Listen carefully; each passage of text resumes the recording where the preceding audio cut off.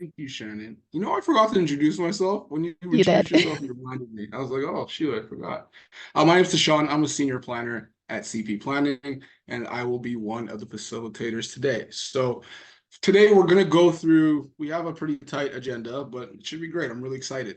So we're going to do a little bit about CP Planning, talk about housekeeping, a little bit about the roadmap, and then we're going to introduce the workshop. And then we're going to do a little icebreaker, just talking about who the stakeholders are in your community, just because that is kind of the theme of today's episode. And then we'll have our guest speakers, Charles Sutherland and Erella Ganon. And then we'll do a quick group session if we have time in Mentimeter talking about some of our learnings from today and have a little discussion. And then we'll do a closing remarks. We'll have our survey. Don't forget to do the survey. I know everybody tries to leave before the survey is over, but it's really, really important that we do that. And then if you have any additional questions and that need answering, we'll have time for you there as well. And networking opportunities. I encourage all of us to, network and share information with each other. So at the end, we'll have an opportunity to maybe introduce ourselves to each other so that we can facilitate that.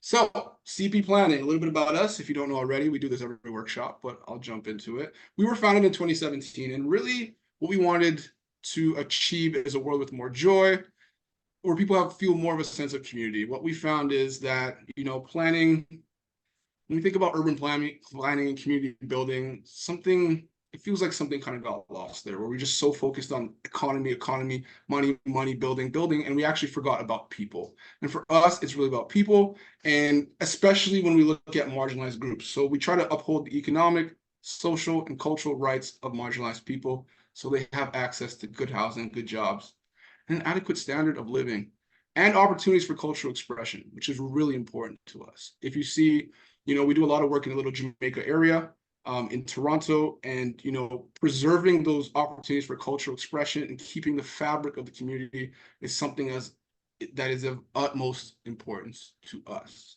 And we work at the neighborhood level, citywide, and at the national level. We work through many different communities throughout Ontario, and we're continuing to grow. Sorry. I think my thing is frozen.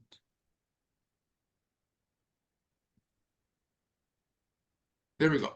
Here is our wonderful team. None of this is possible without them. It's, as you can see, it's a very vast and diverse team, and we're small but mighty. But this is the reason. A big part of the reason why I love working here is the team and the work that we do. And yeah, this wouldn't be possible without them. Right, Shannon and Davin? Right. So the roadmap. The roadmap is one of our main projects that we're working on. And really, what we're focusing on is actually going into communities and increasing the housing supply, especially, like I said, as it relates to marginalized groups, especially as we see with the Black population. In a lot of communities, we're seeing that transit is being constructed, higher order transit, and when transit comes in, property values go up, and when property's value goes up, developers come in. When developers come in, they build, and then people are displaced. And that is one of our main goals at CP Planning, is to achieve zero displacement.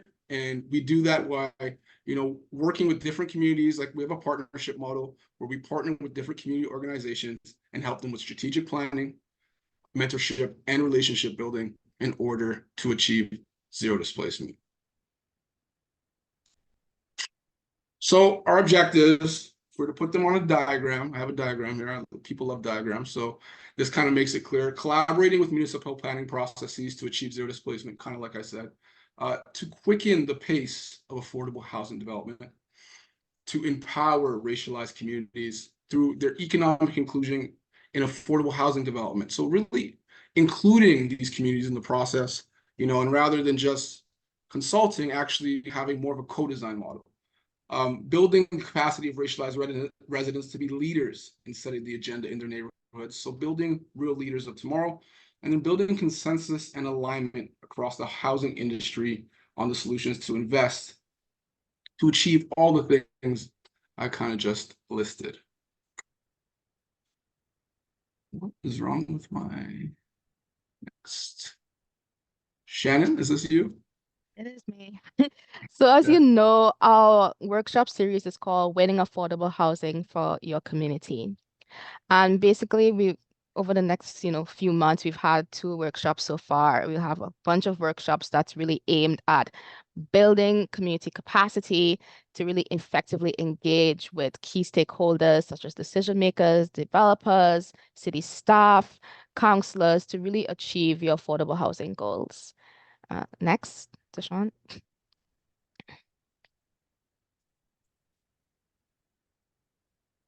Okay, great, awesome. So we've had, as I mentioned, two workshops before.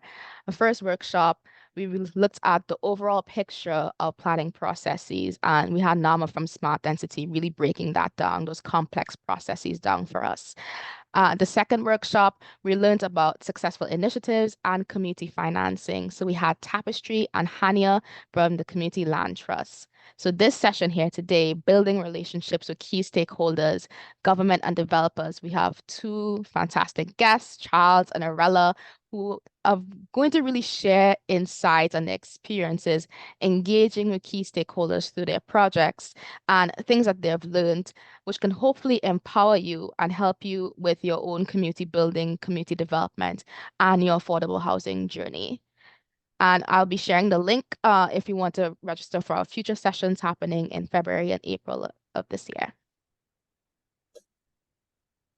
Yes, David. There's just a question in the chat around whether or not we have closed caption. I Yes, don't I'm think I'm looking able in. to enable that. Yeah, I'm looking. I'm trying to figure out how to do that now. Yes, thanks for raising that.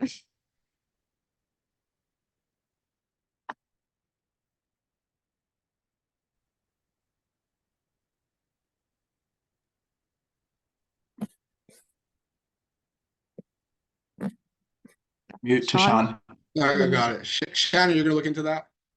Yeah, I'm trying to look into that now. Perfect. So before we get started, we always love to do an icebreaker where we ask, the group a question. And today, we're gonna ask, which community are you representing, and who are the key decision makers in your community that you could highlight or that you know of? Just to gauge, what you know, who you know, and where you're from, just as a quick intro. So if you feel comfortable, you can turn on your mic or raise your hand, turn on your mic and answer, or just turn on your mic and answer, or you can drop it in the chat, whichever, and we will read it out.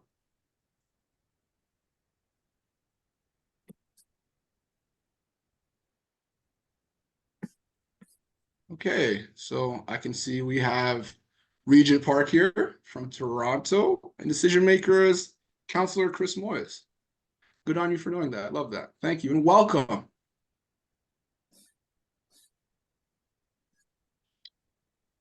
Christina Hall, welcome. From Development Services in the Ontario Central West region. Thank you for joining. Welcome.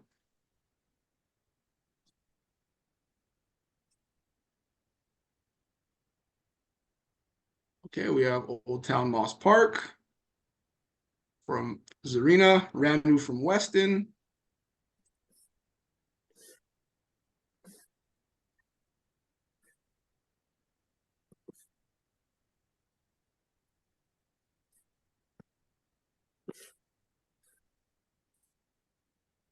presenting the Martha from Development Services, Ontario East and South, Trenton to Cornwall, North to Renfrew, Prince Edward County. Wow, from a long ways. Thank you for coming. It's nice to see that, there's a large reach here, so thank you.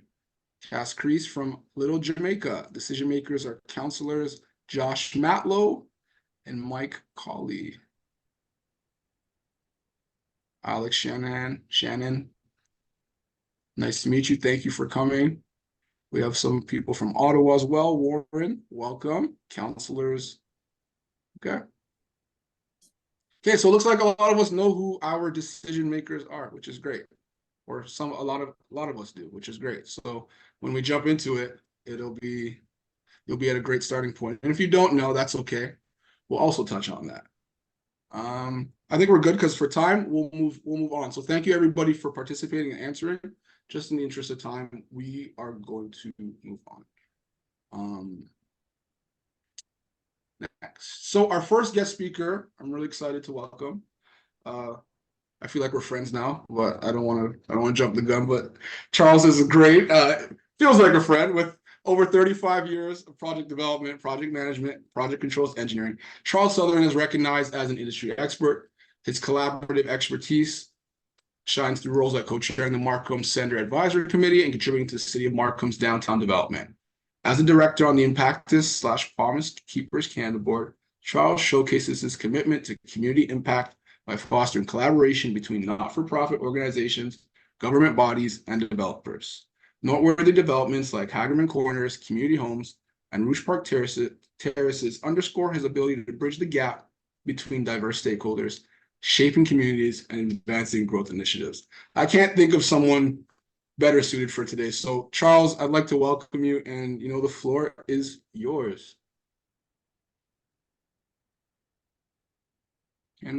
Where is Charles? Charles, are you there?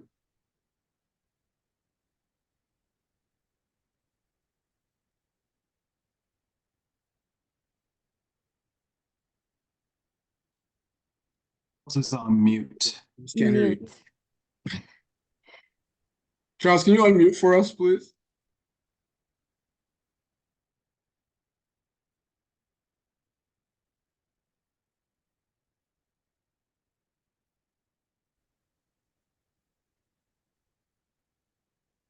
Charles?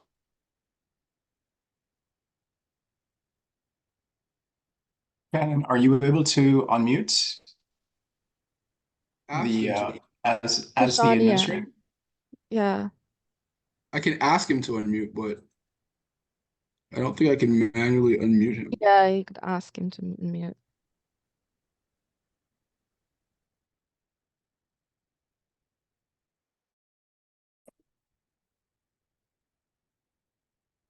He was unmuted earlier. I heard his voice, said Erella.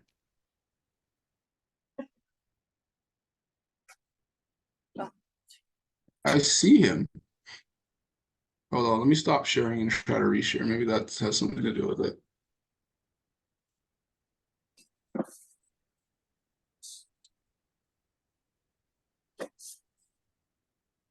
Charles, do you see the mute button on the bottom?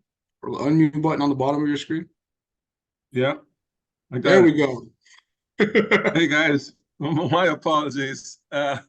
Earlier, I have some dogs in the backyard, and I shut it off. But then I live by the airport, so a big plane was leaving. But anyways, I'm really delighted to be with you guys today. I had the privilege of checking out the two previous series that are recorded. And if you haven't, I want to encourage you to go check them out. And I think it really gave a healthy for a healthy discussion as we go forward in this series. I project development has been my background for years, and the latter part of my work of vocational experience, I decided to spend more time with nonprofit organizations, and because I realized that development has gotten so sophisticated that most community groups don't have the experience to manage all the different issues that we have to deal with. So I really, I'm so happy that I could share my experiences with especially the younger group. When I was doing this kind of work, there weren't too many around that you can talk to. You can go and ask for advice, because basically what had happened a few decades ago, the government decided not to support housing. There were a lot of promises, but housing was really shut down. And community groups play a very large part in developments. and but they need support. And I'm happy to see that there's some counselors on this call tonight, because you know, they're the leaders of the community, and if you can partner with them, it really makes a big difference. So from a strategic point of view, counselors are key leaders in the community. Next slide. Okay, I wanna share with you three projects. The first one is a church project that I'm involved in right now, and this community is a faith-based community, and it has it's a new market, and they're planning on building a 200-unit affordable housing plus market building. I think they've actually signed an agreement with the region of York so that they can get people off of the waiting list. One of the things happened there was quite a long time in getting official plan amendments and the zoning amendment. But right now we're over that, so we are focused on submitting the site plan application. Then the next one is one of my favorites. It was a provincially funded project in Markham. It was a 5-story unit, and I really got to understand how a project could be financed with a group not having any money in the bank. And so that was really interesting for me. And Old Kennedy Development, that was, I switched to the home ownership side because for a long time there wasn't any programs that was happening. So I decided to take a look at how could those same people that are living in apartments, how can they own their own homes? And I want to say I'm really happy I was able to get 5% of those people who were living in the same apartment building that was constructed. And to me, that was a great achievement. So they're homeowners today. Next slide.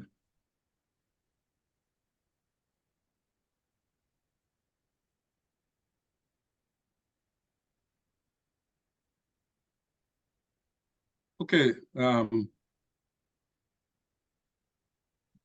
It was interesting how this project got started. It's a provincially funded program under the Jobs Ontario program. And it was quite ambitious. They were trying to get 10,000 homes, new homes, or new units. And unfortunately, there was a change in government. And we were fortunate to be one of the 1,000 units that was allocated. And so we got an allocation of $2.5 million, which is probably today $5 million. And that enabled us to buy 2 acres of land and also to cover all the costs for the drawings to actually be able to go in for a building permit. And this was achieved with 6 churches in our area. And we actually were able to complete it to get the grant in 1994, and we were able to complete it in 1997. So we went up in 1977, and it had a RGI to market component. So we were able to achieve 60% RGI in that project. Next one.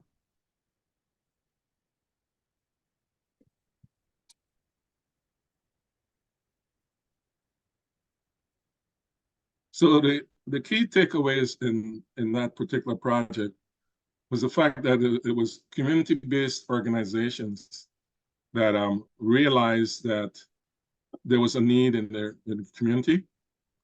When we actually did a survey of the churches, so each church did a survey, and we found that there were 300 people within those six churches that needed housing. Now it was great to get government funding. Where we got funding for the land, and then we also got support for the construction loan, and the actual takeout for the mortgage. What I loved about this project, it was just the inclusive nature, and the fact that there were different aspects of people living in that community. So it was not just one type of individual. So we had people like who needed support, and we partnered with a support group, and we did about 10 units. They had their own funding, but we provided 10 units which were handicapped accessible, and we were able to share with them. We were able to help seniors out in our community, some single families, and so it was a good mix in that particular project. Again, it was a real success because of the RGI, 60% and 40% RGI. Next slide.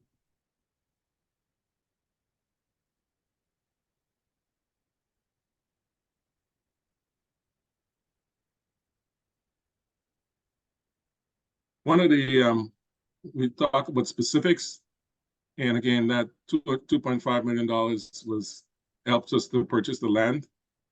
And, we were also able to get all of the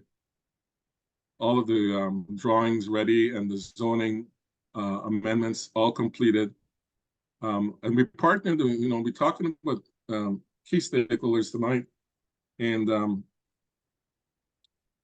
so one of the key stakeholders, of course, was the government, both the municipal and the provincial governments. But then we also partnered with a developer who was able to support us in our application. And what we did, we promised that if we got the allocation, that we would purchase the land. And so that's how it was successful. And then we got a contractor to bid the project. So we were able to control the cost of the project through a fixed price contract. And these are kind of some of the strategies that I've learned, that you need to have a fixed price contract, or else you find yourself with a lot of cost overruns. Well, that's all I want to say for that particular one.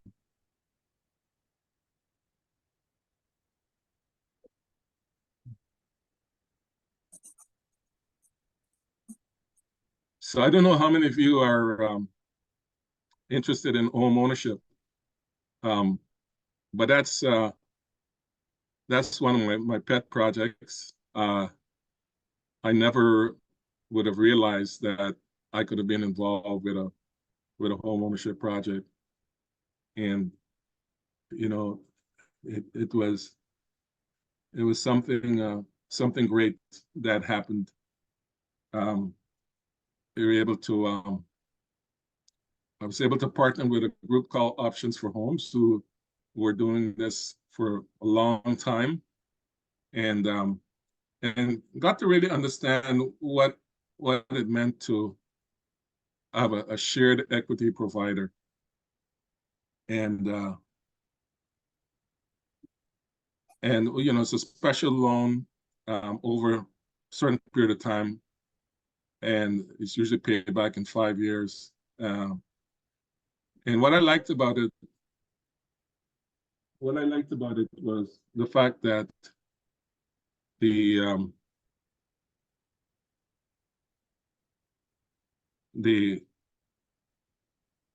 loan, those who were going to purchase the units had to apply and get a loan, and we were just assisting homeowners with their down payment, and then their encouragement was to pay that back within 5 years. So that was a pretty exciting project, and I'm so glad that I was able to get involved with that, and took various members of our community to be able to make that happen. Next slide.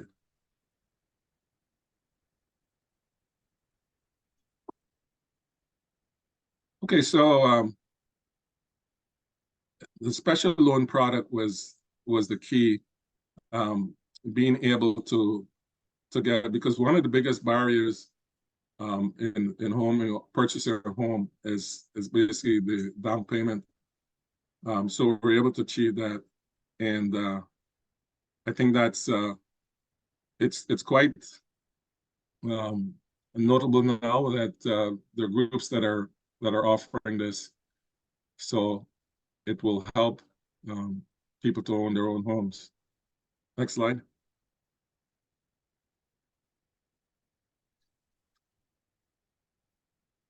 Okay, again, the insights were learned that it was a community-based leadership. The community take the leadership and form the development cooperation, and partnered with a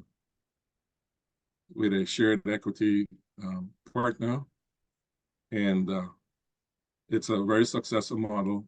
It's innovative.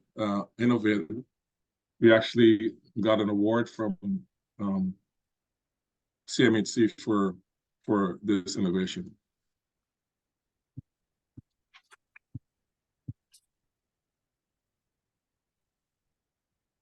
Okay, so I like this slide because what it basically helps you to understand is who are the key stakeholders, and what are the strategies that you have to apply to make something like this work in the home ownership project. So right in the middle, the way it gets started is the community group would form a development corporation, nonprofit corporation. And then the whole idea is to move the initial board of directors and have the condominium people who actually purchase to have them sit on the board. So initially it was be the community group to get it started. And then you see on the right, it turns into a condominium corporation. And what I like about this model is that community groups could do various projects. So they can do this particular one. Then once it's sold, then they can move on to another corporation. The key thing in this model is to find a shared equity mortgage provider that will help with the helping people who needed assistance with the down payment. And then the CMHC, all kinds of CMHC mortgage insurance. You get banks to qualify people who may not have enough of the down payment. But one of the key things that I want to mention is the need to start with a development consultant. Back in the day, when there was a lot of construction going on with Ontario Nonprofit Association, they had what we call resource consultants. So these resource consultants would actually come alongside the development group and help them to navigate the process of government approvals, banking, and also construction.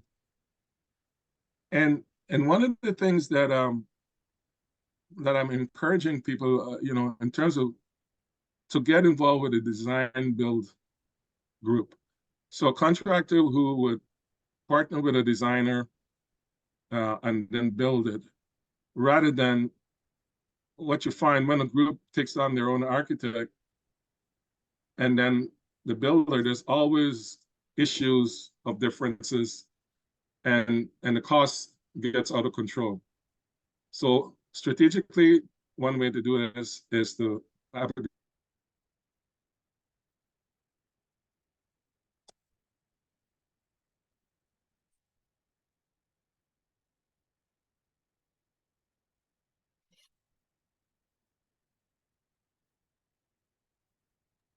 Not hearing him.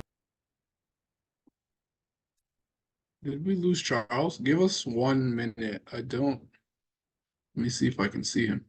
I saw him get up from his Yeah, I thought he got up or he went to do something or something, like something happened. another room. Yeah. Oh, okay, maybe he's quieting. I know, like you said, something was making noise. Okay, we'll give him a minute or so.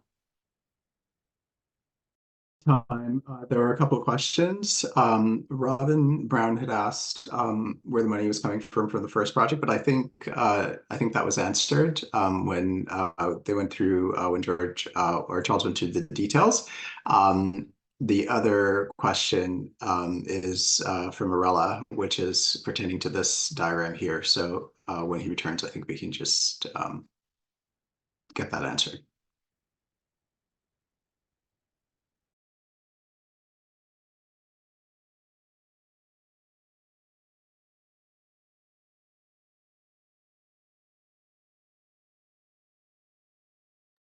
Okay, thanks, Devin. Are there other questions or comments that we could use this time to address? Can I go ahead with a question? Sure. Right. So he mentioned starting the development non-profit corporation and then move to a condominium form. But what if it is just like a group of houses? It's not necessarily a condominium that you're putting up, right? So it's individual houses, but in like a concentrated neighborhood. Are you asking if that's possible to do it Yes. rather than being a high-rise condominium? Yes. So Yeah, I can't. I think this is go ahead. specific to the model that's here, which is specific to so this example is specifically around a condominium development. But if you're not developing a condominium, you wouldn't have that kind of governance structure. But with a condominium, you need to kind of have some sort of governing board that's interim, that then is transitioned over to owners at a certain point once they've taken occupancy and they kind of take over the condominium corporation. So I think it's very specific to this sort of development. Okay, thank you. Do you know if any such format exists for what I mentioned? Absolutely. It totally depends on what it is that you're developing, right? So if you're not developing a condominium, you wouldn't need to have that sort of structure in place. It would simply be whoever the developer is would build it. And then if it's maybe a co-op, you would need to end up with a co-op board being formed.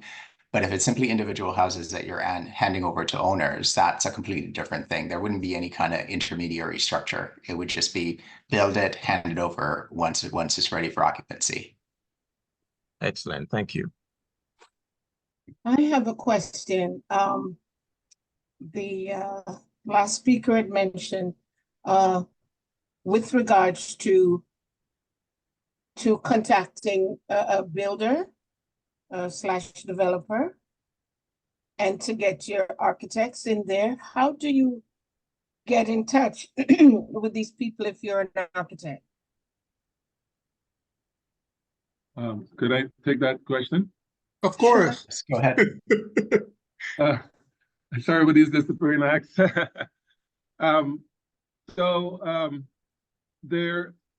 It's great to have a group like CP Planning because what they're doing, they're actually forming partnerships with various groups, whether it's designers, architects, planners, and just last month, I have a new project, and I wanted to, I know a lot of architects. I work with a lot of architects, but I wanted one who worked in racialized communities, and I contacted CP Planning, and they were able to give me an architect. Also, there are architects who are working with contractors, or they're actually working with most of you have heard about light frame construction. So a lot of light frame construction is going on now, maybe with 4-story buildings, even up to 6-story buildings and larger. But there are groups that are forming partnerships together. So you have a designer, a fabricator, and an installer, and they can actually complete that project in a design build fashion, which is something that I've always found really necessary for that the owners don't get holding the bag because of things didn't work, things didn't fit. So it ends up as extras. So it's a good, because we have CP Planning now as a sort of go-to organization. Feel free, and Tashana, I hope I'm not saying anything out of turn. But I know if people are looking for architects and builders, your organization will be able to help them.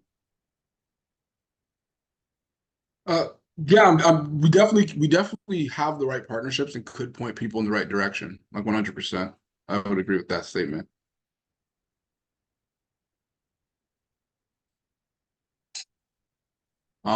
Charles, can you hear me? Yeah. Do you still want to speak on the slide, or do you want us to move to the next one? Yeah, I think that with respect Before to we time, do, there is a question on this slide. It's from Erella, which was, does the condo stay nonprofit, or does it eventually become a for-profit condo building in this model? Was her question. Okay. So that's a real great question. The condo, as far as I understand, would be a not-for-profit organization, and I don't think you can force a condo to stay as a nonprofit, and you'd be basically asking everyone, not to take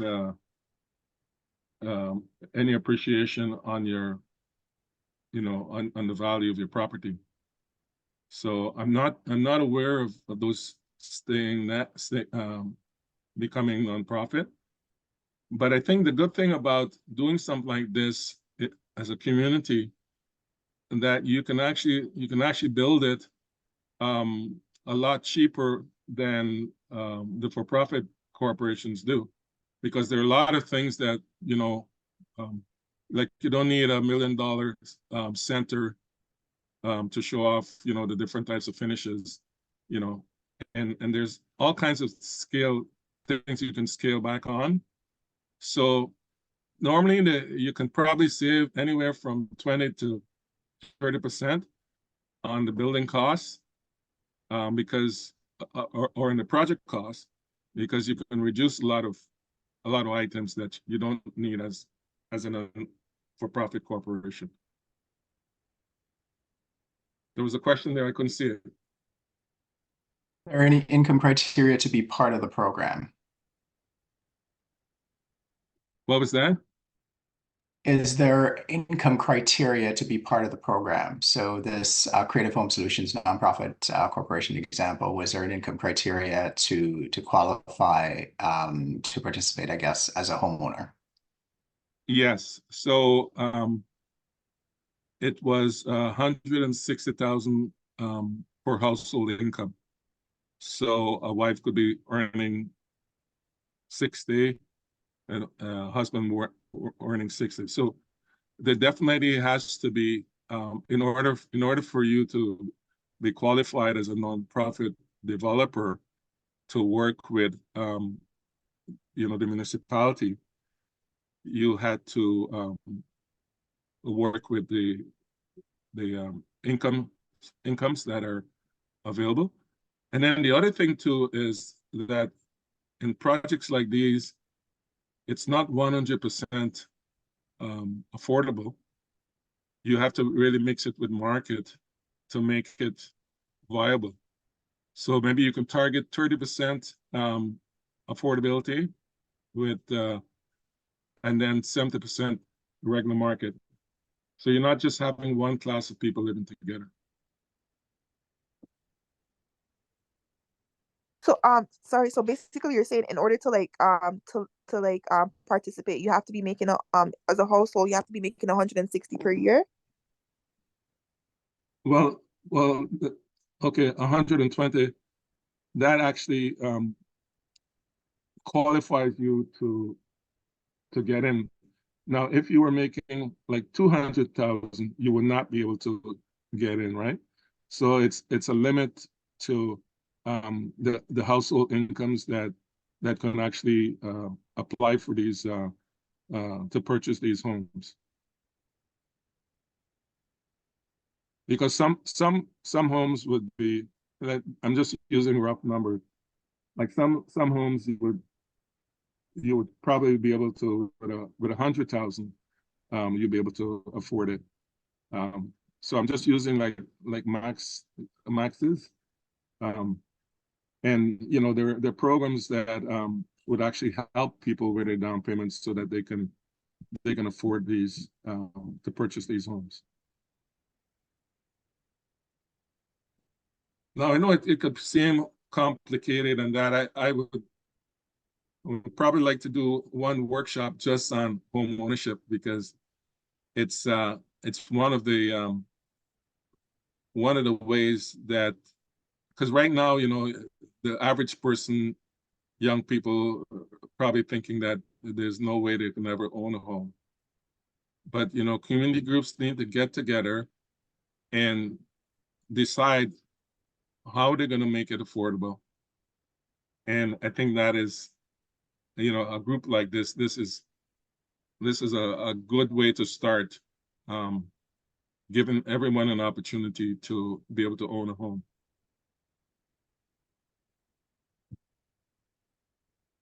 Okay. Charles, this is another slide. This is a different one, right? I guess this is the last one. Yeah. So I'm sorry, I'm taking up a little bit more time. Could I do this in 5 minutes? Yeah, as quickly as you can, and then we'll move on. Okay. Okay, so in this particular slide, again, you form a nonprofit corporation, and then you find a property manager. So there are some nonprofit housing that manage their own properties, but that's not something I think I would recommend. There are sufficient property managers out there that can help you.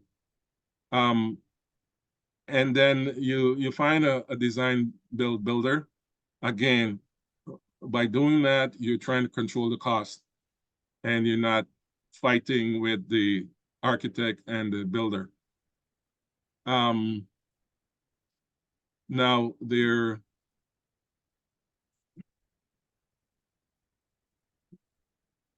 again, the development consultant is key, a key stakeholder, and also specialist consultants. So they're consultants that would probably need to, like say, noise, traffic,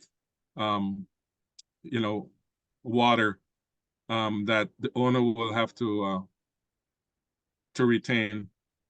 But again, I think the key thing in a model like this is to have an architect, like an owner's architect, that will actually prepare a spec, so that when you go to tender for your project, that the design build contractor would be addressing the needs of the owner by the owner's consultant specifying how the building should be delivered. You know, heights, flooring, you know, all the aspects there in terms of being able to produce a building.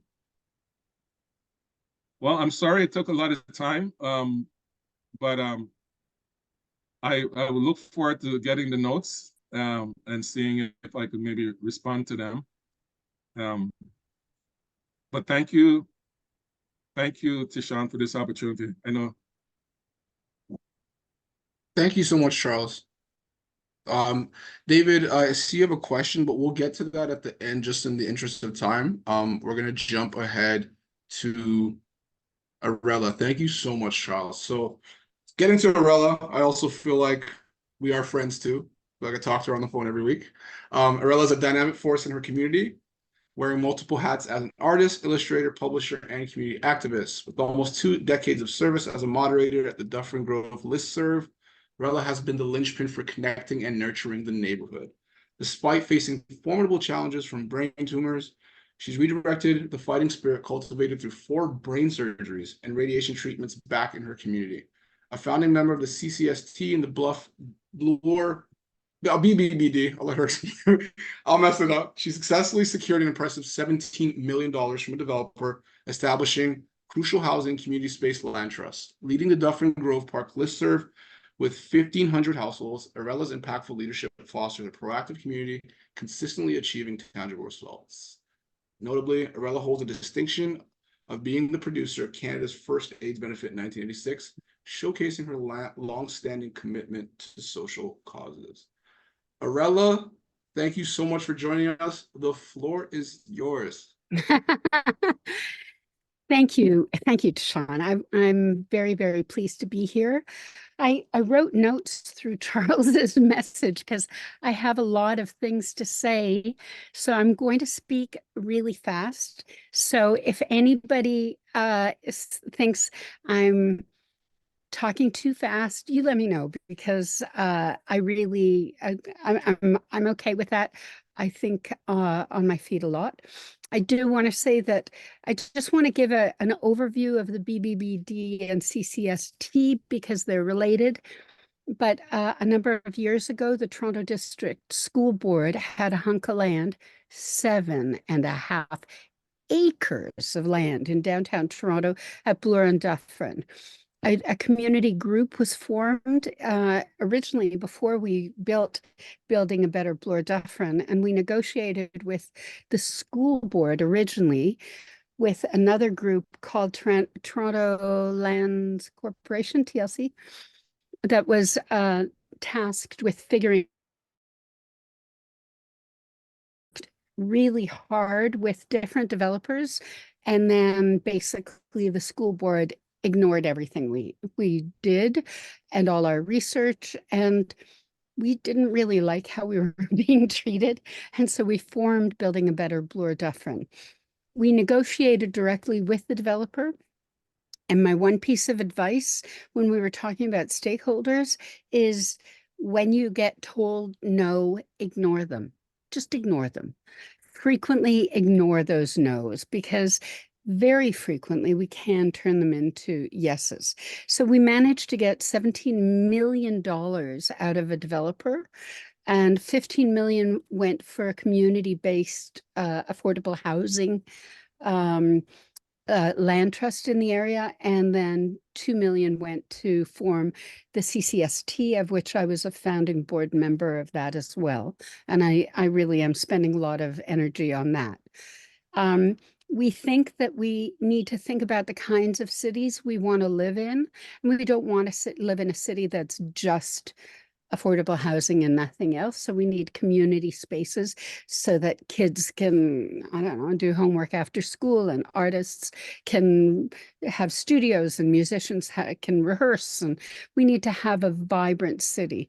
And when we talk about having affordable housing, I also want to say that when I was negotiating as a part of BBBD, I was representing BBBD with the Dufferin Mall development, and they are putting in 4 towers at the north end of the Dufferin Mall. And those of you who live in Toronto will be familiar with that mall. Well, they were zoned for 16 stories, and now they're building 4 towers between 10 and 40 stories. And when we were negotiating that, the counselor at the time thought it was cool to allow the developer to get away with 10 affordable housing units out of that huge development, 10 units for a period of 10 years. And the thing I keep on saying is, if you're putting in a building in my neighborhood, in perpetuity, we need to have the affordable spaces in perpetuity. In the end, we got 120 units for a period of 99 years. And we also got additional green space, and we got a lot of other things. And the counselor tried to take credit for our good work, that she was opposing a lot of what we were doing. But I just want to say that when they were offering 10, sorry, my cat's getting in the action. I don't know if you can see it, but when they were saying 10 affordable housing units, that's like 0.1% affordable out of the percentage of how many units are going into the development. And I kept on saying 1% affordable really is, we really need to start calling it 99% unaffordable. And we need to call it that, because that's exactly what it is. And I think that it's important that we call things what they are. The other thing I wanted to say is, and before I know I'm saying a lot of things all at once, and I'm very happy to take questions. One thing about the land trust, model, and I really want people to think about all different kinds of co-ownership. And I love what Charles is doing, so that, there are, alternative systems for getting involved with making home ownership possible. But one thing that makes a land trust different, it means that for its entirety, this will be affordable. It will be owned by the, once it's a land trust, it'll always be a land trust. And another model that I was thinking about when Charles was speaking is I think it's a part of Brampton now. There's a group called Camp Niveld, and it was done, I think it was during the McCarthy era. I'm not really sure, but basically it was a bunch of, I think, Jews and commies organized this camp area for women and children. And Camp Niveld is largely artists now, I believe, and it stays nonprofit. So if you want to buy a cabin at Camp Niveld, I don't know what the amount is. I think it's $4,000. So you give the previous owner $4,000 because that's what they paid, and you can make some sort of other arrangement, but it stays inaffordable, and you pay them, I think it's $2,000 a year, so that you can access your cabin in this very rustic part of, now it's surrounded by golf courses, but it feels very rustic when you visit them. So I just wanted to say that. I see that there are numbers going up in the chat. Sean, can you give me a couple questions? No? It wasn't, there aren't Okay. questions. They're just folks saying congratulations for the Okay. great work and the achievements. Okay, and I did want to also say that we have to think of other organizations, options for homes first. And we have to think about, I think I was talking to liberal something or other, my pal Adam Vaughn, I think it was at a CP planning event, but Adam was talking about a hunk of land at, I think in Little Jamaica area, if I'm not mistaken. But he talked about a little triangle of land, and this little bit is owned by the TTC, and this bit of land is owned by the City of Toronto, and this bit of land is owned by Ontario, and try to get the different public organizations who technically own this hunk of land, which would be ideal for putting a piece of affordable housing in, but trying to get them all to talk to each other and agree to take money that is less than what they're envisioning. You know, it seems ludicrous. And I do also remember when Kristen Wong Tam had a hunk of land that was being sold, and she wanted to put this was a long time ago now, but she wanted to put a park into a municipal part of the city, and it was owned by the city, and it ended up getting sold to a developer and then resold back to the city, a lot more money. And I'm also a part of a group called the West Queen West Group that's talking about trying to get affordable spaces in the West Queen West area. And we're talking about trying to find a way to get our hands on land that we already own. So, sorry, are there any questions or should I just go on? There's no questions in the chat, but I did have a couple questions for you that Please. We kind of highlighted before. Is that okay, Erella? Yeah, of course. To jump into it. Okay, so first question for us is like, what advice would you give to community organizations seeking to build relationships with developers for affordable housing? Well, I think that the best idea is to talk about what brings us together, because the developer wants this, whatever their stupid project is, they want it to do good things. And the idea is explain to them that they could spend all their time, energy, and money fighting us, our organization, or else they could try to figure out a way to work with us, and we're a lot better to work with us. And they chose our they chose to put their development in my neighborhood, and let's figure out, like if there was fabulous affordable housing spaces, in my neighborhood, it would make my neighbors much less likely to oppose it at hearings or whatever. So it figure out what would appeal to them and figure out how to work with them, because a lot of the solutions are good. And one of the issues is that if we're putting in affordable housing into a neighborhood, where usually there had been affordable housing, like whatever is the development, it is displacing affordable housing that exists, because, and even though it's not called that, I mean, especially look at the Honest Ed's development and stuff like that. Once you work with the developer and find common ground, the chances of success are better. Yeah, thank Okay. you. No, yeah, that's great. Next question I had for you was, in the context of the proposed development at Bloor Dufferin, how do you believe community organizations can effectively engage with local government officials to ensure that promised community benefits such as affordable housing and community hubs are upheld in the planning process? Well, this is a challenge. We did get a community hub in that Bloor Dufferin area that I didn't met. Oh yeah, that's my handwriting on all those signs. But we did end up getting a community hub in the school that used to be called the Kent School, and that's a part of that project.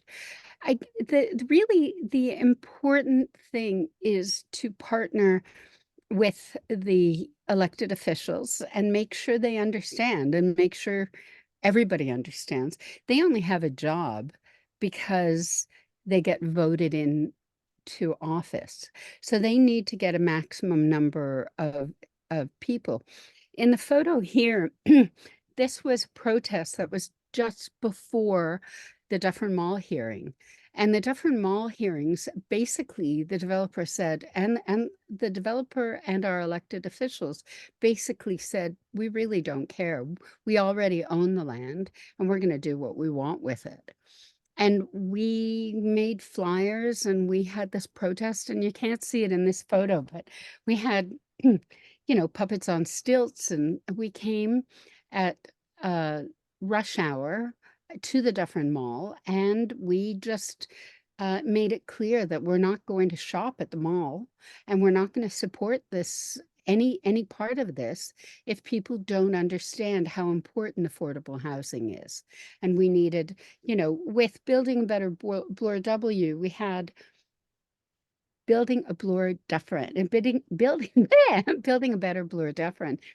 You know, we needed parks, we needed affordable housing, we needed green spaces and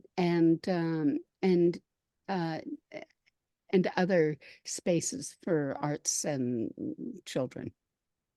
So we worked really, really hard to make sure that the developer and all of the elected officials found that it was a lot easier to deal with us than to keep on fighting us.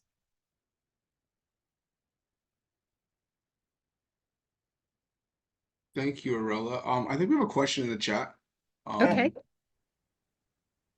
So how do we find land that's owned by government? Well, this is a really, really good question. The best way is to become friends with your, I mean, look, so there's a building at Queen and Dovercourt. They used to be owned by the feds. It was a Canada Post building, and it got sold to a developer way below market rate. And that same developer, go figure, he also got 7.2 acres of land in the junction, and that was originally federal land. And this guy seems to have his finger on the pulse, and he managed to get both these at below market rate. And my group was saying, look, if it's going for below market rate, give it to affordable housing or a community-based land trust or something, if you're already selling it below market rate. The deal is you have to talk to the city, the three levels of government, the city councillor, MP, and MPP, and ask them and just say, have you heard about anything that's about to be released? Because there is a list at City Hall. It's just I've never found my way to get access to that. If anyone has any smarter ideas, I don't know. I'll jump in But we there. find Sorry, out really Erella. afterwards. Yes. Sorry, Erella. I don't know if we have anybody in the call here from LAMP Community Health Center in South Etobicoke, but they've been really good at talking to all three levels of government. They got all three levels of government at their community meeting and got them to send them a list of surplus land. So as you mentioned, talking to your councillors, your MPs, your MPPs, and like, asking them directly for those list of land, surplus lands within the area, and they'll be able to send that. Oh, there's Jasmine. Perfect. Jasmine can speak more to that. Sorry, I think you summed it up quite well. Thank you. Yes, we have a very, very good relationship with our counselor. But we also took a proactive approach in looking around our area. So for example, we saw some underutilized, not big, but some parking lots where there are quite a few of them, CDP. So really good idea to, first of all, just check out and find some land that you think of. And then, of course, go to your counselor. And we were very successful. They gave us quite a list. And we're sort of slowly working on that. Thank you. One of the team on my so that Queen West team that I'm involved with, Rick Amos, he's one of the people who helped start, I know, please don't groan, but he helped start Artscape and Beaver Hall and a bunch of artist affordable housing residences in the city of Toronto and now in Mimico. And he talked about how he, how what they did, but basically you have to get in the face of your elected officials and just keep on bugging them in a nice way so that they have no alternative but to help you with your endeavors. Because as we learned here, I'm looking at the screen here, our city councillor who was fighting us and saying that 10 affordable housing units for 10 years was just fine.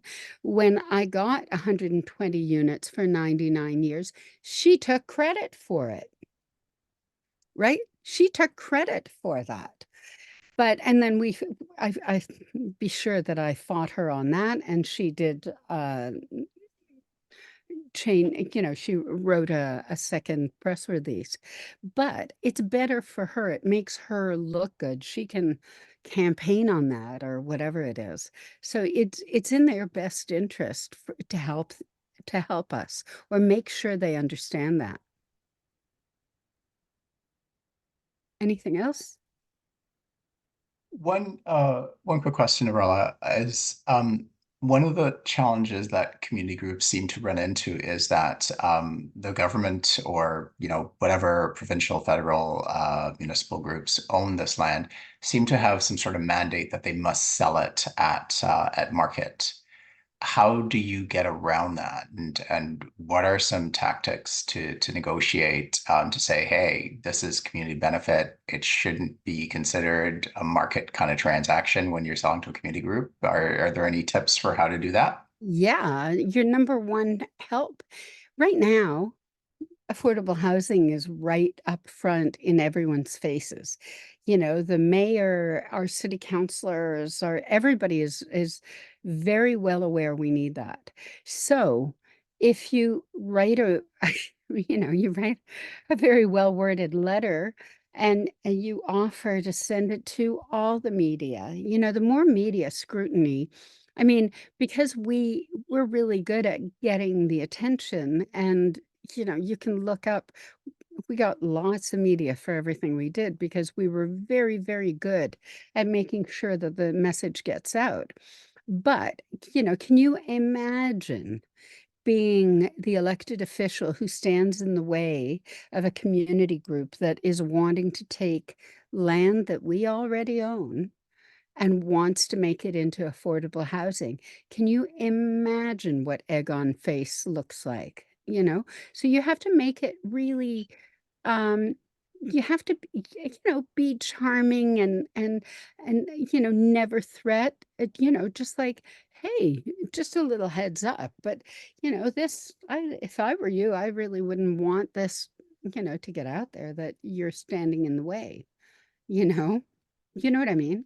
Like never lie, never threat, never steal, like be a good citizen at every step of this. But really, we have to work hard and we have to work together.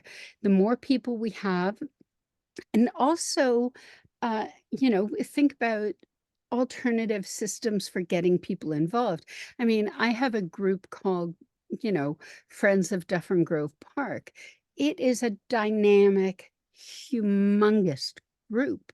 So I send something to my, thousands of people on my subscription list, and that the city councilors and all of my elected officials subscribe to my list, and they want to know what people are saying, and they're very, very interested.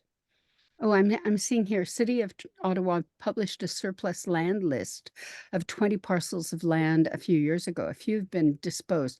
Sometimes planning and housing committee meetings have information about city land being designated for disposal. I mean, so right now, CCST is sitting on $2 million. So we have we're in an enviable position because we could buy some land, but it has to be in our riding. But there are all sorts of other things, like, before our last city councillor left, there's like a developer back when Section 37 money existed. There's a developer putting in a development in my neighborhood, and they have $500,000 set aside for public art or something. Well, I think, oh wow, that's very handy. Thank you, Mary. But I think that that's really important to look at this kind of to look at all different possibilities of where we can get money. So that public art still hasn't been made, and I'd like to find out, can I get that $500,000 to put towards my land trust? It's very important. Okay, Erella, I had two more questions for you, but we might only have time for one. Damn. Yeah, because I want to give the group a chance to ask you questions that they have, Okay. So I think Yeah, the that's last fine. the last question I'll ask you is, you mentioned your success in getting 17 million from a developer for housing and community space land trust. Can you share specific insights into that negotiation process and any key strategies that community organizations can employ to secure funding for housing initiatives from developers? I should add a caveat. That was back when things were different. It was, oh yeah, that's my painting. That's a humongous sign we put on the exterior of this in one of the schools that got torn down. But we were all unified. Like, we all spoke with a community voice. We all spoke with one voice. We needed, here are our 4 demands. We need our public land to stay in public hands. We need, and I mean, we kept on saying, not that anyone really paid any attention, but we kept on saying that, look, we pay the school board taxes, for this hunk of land from the Toronto District School Board. We paid their share of taxes, not for them to become land speculators and sell the land to the highest bidder, giving nothing to the community. We just had to work as a team. We spoke with one voice. We asked for things and not more than that. We stayed on topic, and we had lots of people. And we managed to get as many people to say the same 4 things. In the end, I think that because we were so focused, so directed, and really hard to say no to. Like, really, you've met me now for how long? I'm not someone who takes no very easily. And this is how you get stuff done. It's like someone says no and you're going, you're joking, right? Like, really? And I just know how to do it. And our team is full of people who are smarter than me. So we all work really, really well together. In the case of getting the $17 million, it was a game of chicken, because they knew that the hearing was coming up and they knew that we were going to be present. And though Doug Ford has made that more difficult now, because now in order to attend these hearings, you've got to pay, I think it's $10,000, and most community groups don't have that.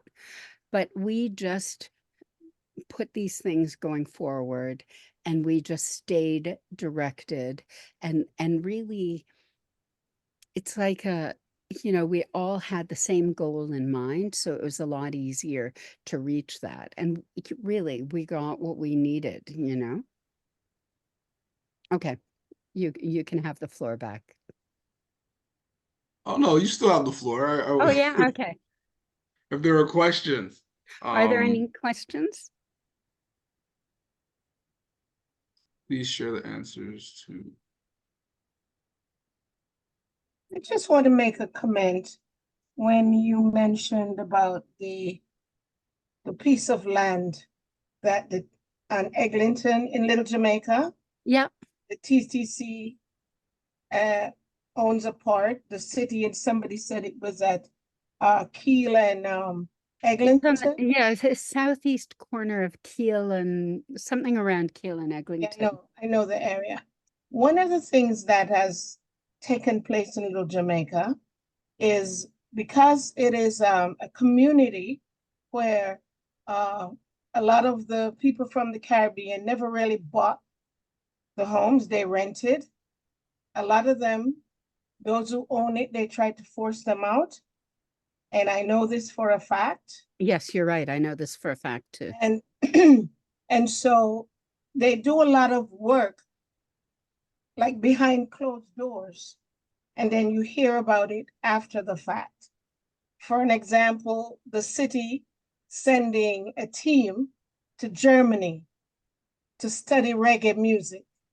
What? And yes, yes. This came up in a meeting I was involved in, when they could have asked the people right there along Eglinton.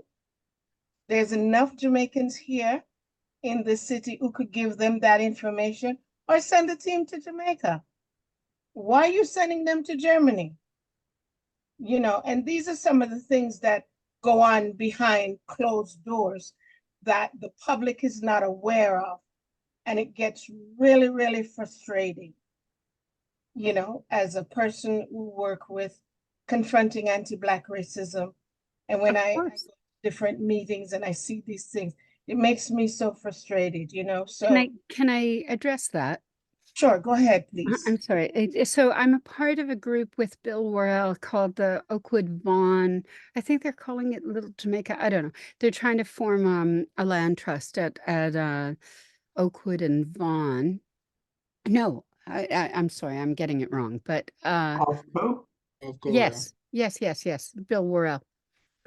And oh, that's right, the Oakwood Vaughan Community Organization. But I mean, basically, we all have to feel and look, you know, I came to Canada and learned how to speak English as my third language.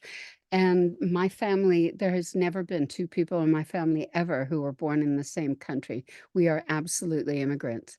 And what has to happen is that there is a kind of we need to foster a kind of confidence in oh, that's right. Thank you, Shannon.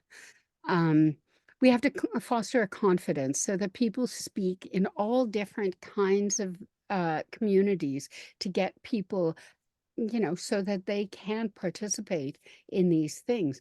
And we have to think about all the different systems where people can sort of get into the affordable housing market that stays affordable, you know, co-living, co-op, all, you know, land trusts. There are all different kinds of models that are being made, community bonds, all those things that are available to us. Homes First, there are all different organizations, and we need to have each community learning from, you know, learning from their other neighbors. Shannon, did you want to say something? Like summed up pretty well. I would comment that OFCO is working very closely with Keelan Eglinton residents. And Leanna, I don't know if you're able to come on the mic and speak more to that, in a coalition called the Little Jamaica Community Coalition. I should put the link in the chat to the website, but you've summed up pretty well.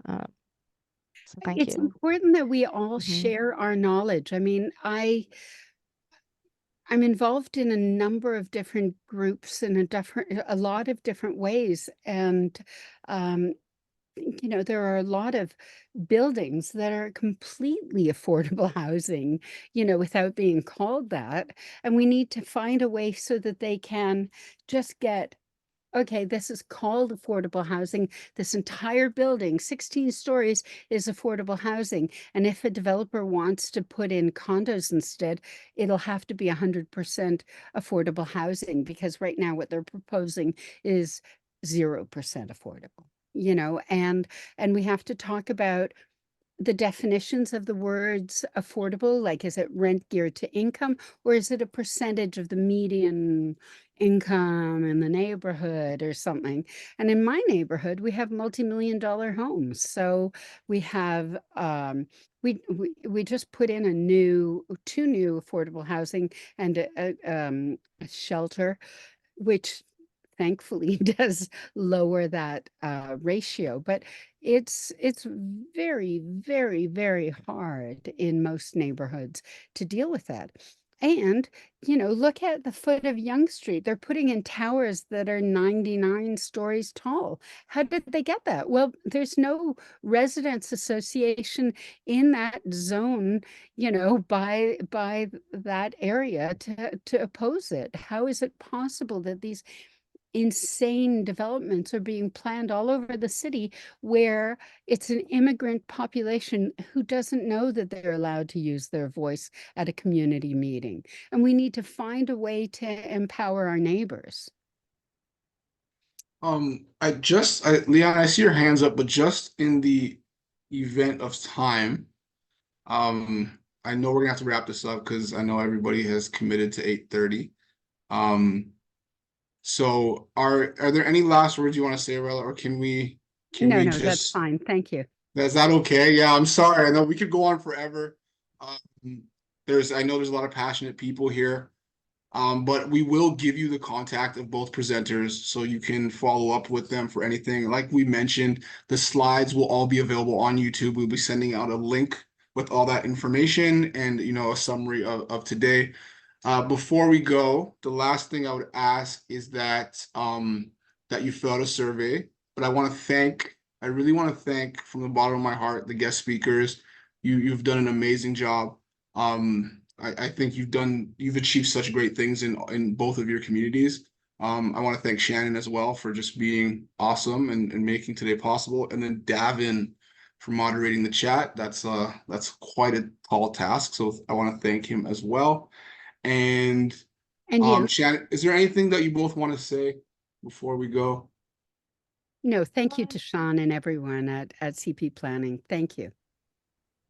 Okay, thank you, Erella. I will drop the link in the chat. Please fill out the survey. It helps us really improve.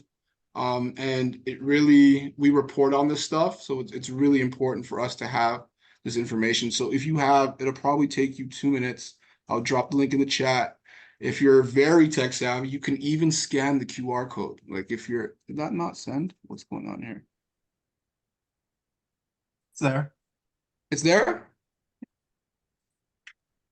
And Also, there's a QR code. picture, but I'll try and drop. Yeah, I'll try and drop it. Don't worry. Why is it saving as a picture? That's really weird. The link and the photo show up. Oh, copy link? Yeah, both the link shows up and then it somehow does it as a photo. But you can click on the link. They're both there. Okay, perfect. So again, thank you everybody for coming. I really appreciate it. Don't forget the survey though. Don't leave, take 1 sec. Please fill out the survey. But yes, thank you so much everybody for coming tonight. Your time means a lot to us. So thank you. Thank you, everyone. Have a good evening. Thank you. Good night. Thank you, Charles. Thank you for a great session. Have a good evening. Thank you, David. You're welcome.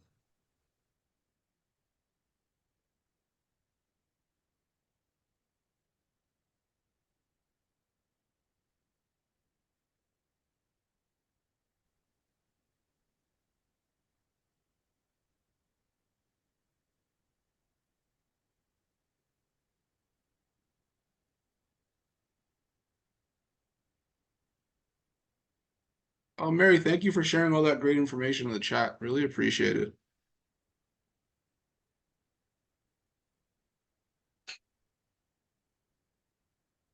Yeah, sorry, I didn't know the one for Toronto, but Devlin had it because that's not one I bookmark.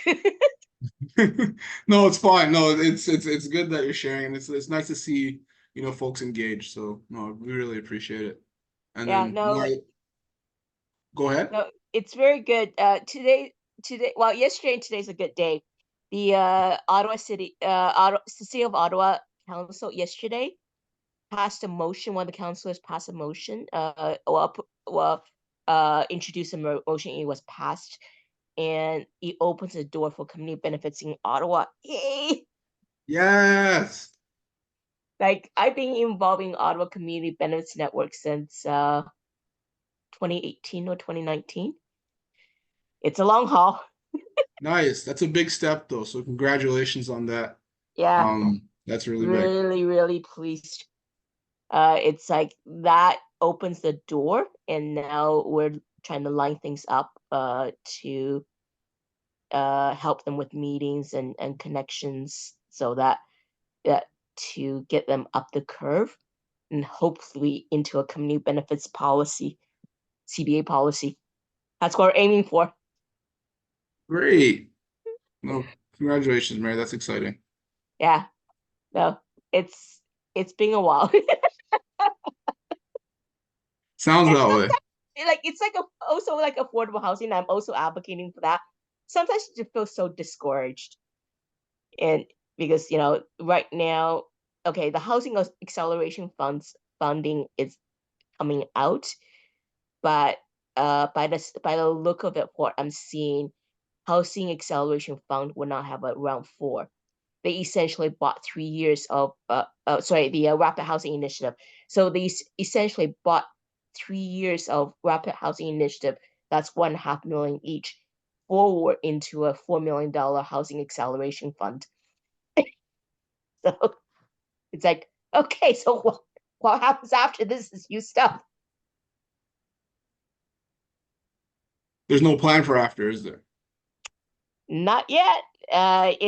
There's very little plan for sustainable funding, because they actually signed on Canada as housing is a human right, but they didn't assign any new funding towards it. Just what was there already. They might have upped the national housing strategy a little bit from 70 million to 82 million. But I did some back of the envelope math. If they say they need 3.5 million units, which is the low figure by CMHC, Catherine Whiteswan says 6 million units. Using an average cost about 400,000 for a 2-bedroom. You could use a little bit of rapid housing initiative. Average is probably 350. But if you use 400, that's $1.4 trillion. So if you start thinking that's the figure, $82 billion of mostly loans is not going to get the job done. Yeah, it falls way short of it with that math. No, you're absolutely right. I was talking to somebody about that earlier today, how that commitment doesn't match up with the math.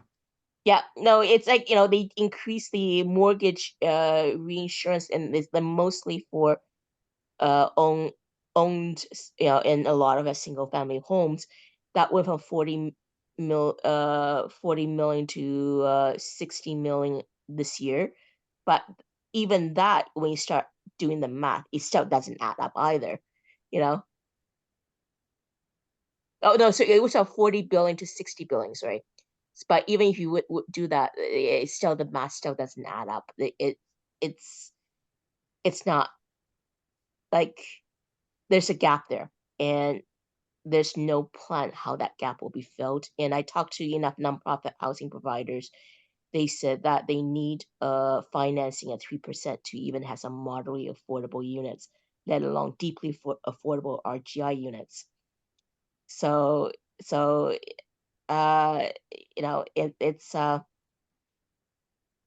I'm trying to look at it from every which way and trying to think outside the box. And I got some ideas. I'm trying to talk to the people I've been talking to in the government in Ottawa, but it's very, very slow going. Yeah, it can be a discouraging process, but don't give up. Look, No, we've it's come not. so we've come so far. It's like, the what happened yesterday and today, it was very much under the radar.